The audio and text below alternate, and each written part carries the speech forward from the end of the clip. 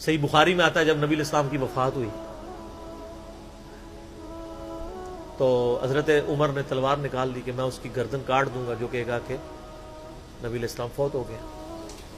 ان کا یہ عقیدہ تھا کہ جس طرح موسیٰ علیہ السلام 40 دن کے لیے کوہ طور پہ گئے، نبی علیہ السلام بھی ڈورمنٹ پوزیشن میں چلے گئے، واپس آ جائیں گے، کیونکہ انہوں نے نبی علیہ السلام سے سنا تھا کہ رومن اور پرشین امپائر گرے گی، تو وہ یہ فورس ہی کرتے تھے ابھی تو کیسرو کسرا کی جنگیں ہم نے لڑی نہیں ہیں، تو حضور اس سے پہلے کیسے دنیا سے جا سکتے ہیں؟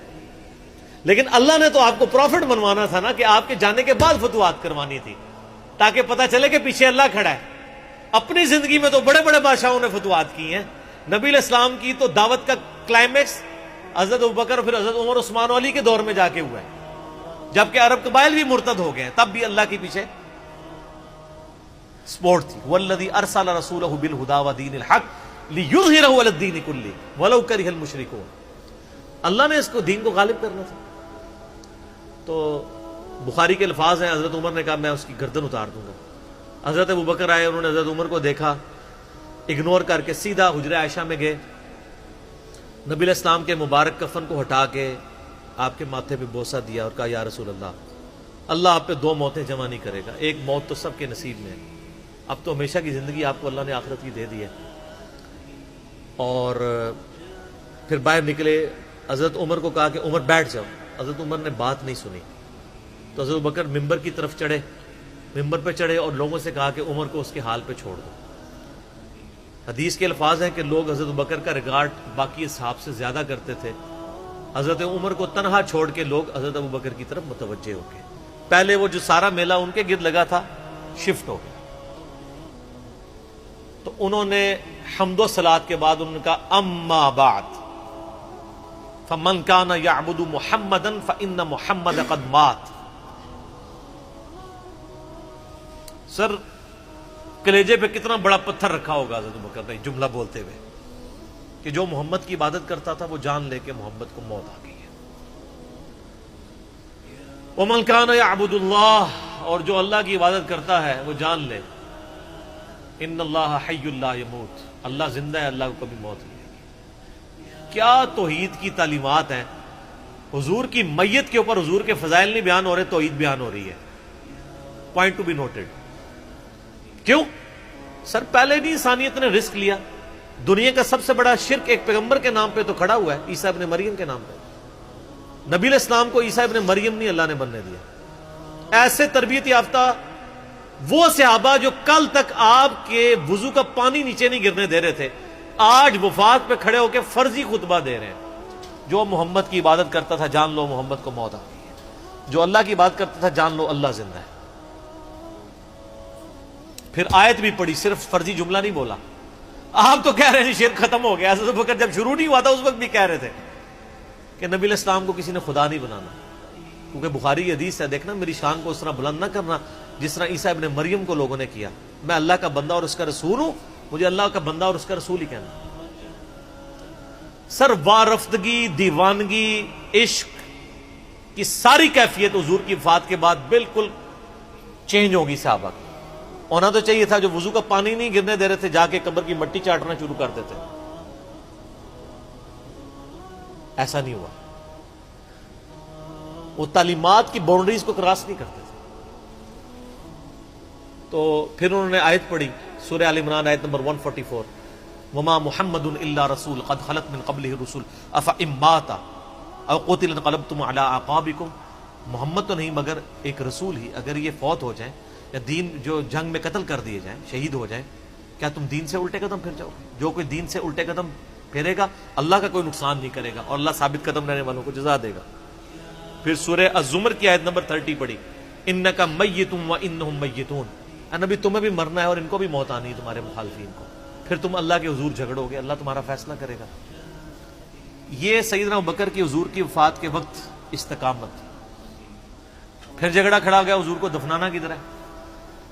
جامعہ ترمذی میں حدیث ہے، سیدنا ابوبکر کہتے ہیں کہ میں نے نبی علیہ السلام سے یہ بات سنی تھی کہ اللہ اپنے پیغمبر کو وہیں پہ موت دیتا ہے جو اس کے لیے سب سے پسندیدہ جگہ اللہ کے نزدیک ہوتی ہے، تو حضور کی جو چارپائی ہے نا اس کے نیچے ان کی قبر کھودو، وہاں پہ اللہ نے ان کو موت دی۔ پہلے صحابہ میں رائے نہیں طے ہو رہی تھی کہاں دفنانا۔ پھر سنن سائی الکبریٰ کے اندر پورا وفات النبی چیپٹر ہے، سنن ابن ماجہ میں بھی موجود ہے کچھ حصہ اس کا۔ پھر لوگوں نے پوچھا کہ نبی علیہ السلام کا جنازہ ہوگا؟ انہوں نے کہا ہاں ہوگا۔ اسی طریقے سے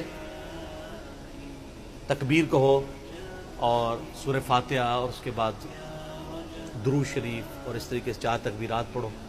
لیکن ایک فرق تھا کہ نبی علیہ السلام کو پروٹوکول صحابہ نے دیا ہے کہ آپ کی جو جنازے کی نماز ہے نا وہ جماعت کے ساتھ نہیں ہوئی۔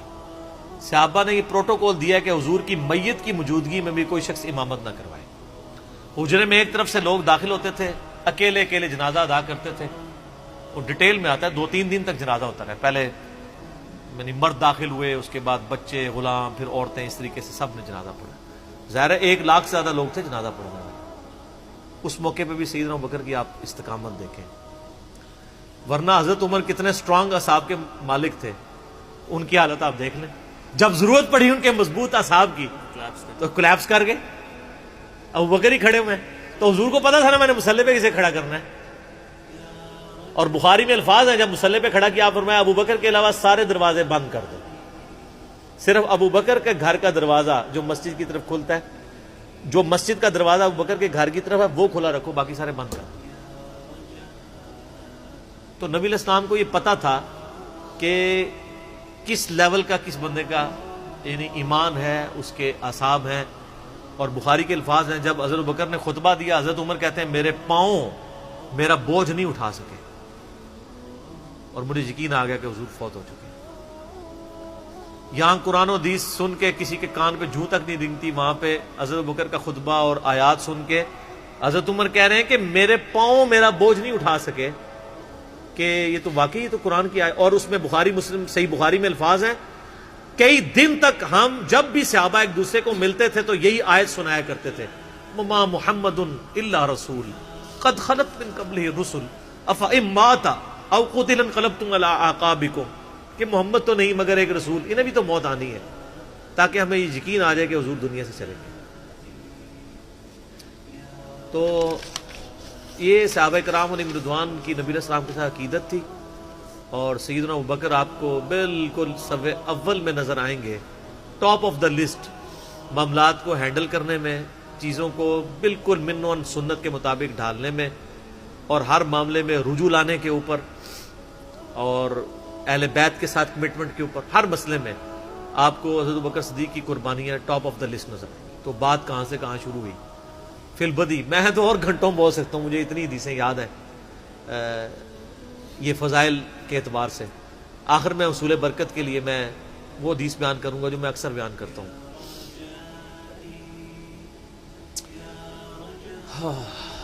عبداللہ بن عباس رضی اللہ تعالیٰ عنہما کہتے ہیں، بخاری اور مسلم دونوں میں، کہ سیدنا عمر کی میت رکھی ہوئی تھی اور لوگ آ کے ان کی میت پہ سلام پڑھ رہے تھے، اور اپنے اپنے انداز میں خراج تحسین پیش کر رہے تھے کہ اس شخص کی وجہ سے اسلام کو کیا عروج ملا۔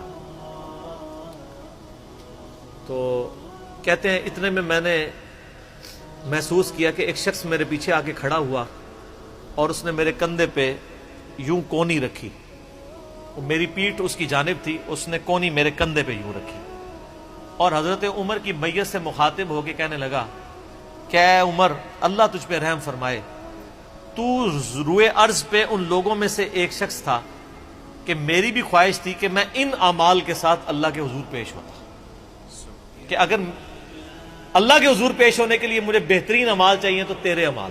ظاہر ہے جی رومن اور پرشین امپائر گھری ہے، کس لیول کا عروج، کیونکہ میں نے رسول اللہ صلی اللہ علیہ وآلہ وسلم سے بارہا سنا تھا، میں ابو بکر اور عمر داخل ہوئے، میں ابو بکر اور عمر نکلے، میں ابو بکر اور عمر نے یہ کیا، تو مجھے بڑی امید تھی کہ تم اپنے 2 ساتھیوں سے جا ملو گے، یعنی رسول اللہ اور ابو بکر کے ساتھ صلی اللہ علیہ وآلہ وسلم اور رضی اللہ تعالیٰ۔ تو یعنی نبی علیہ السلام کے بعد سیدنا ابو بکر اور پھر حضرت عمر بھی وہیں پہ پہنچ گئے۔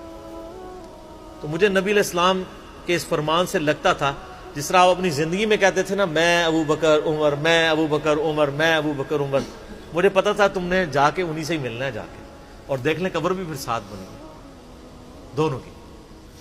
تو